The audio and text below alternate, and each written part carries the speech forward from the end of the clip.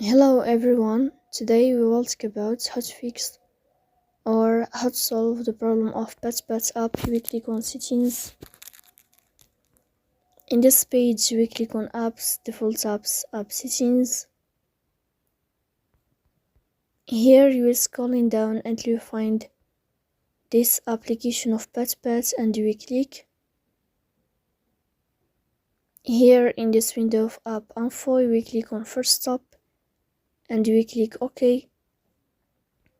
Then we'll enter to the window of storage.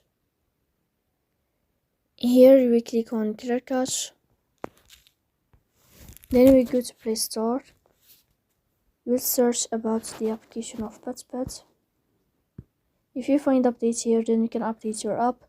So that's all. Don't forget to support us by like and subscribe. See you next time and thank you for your watching.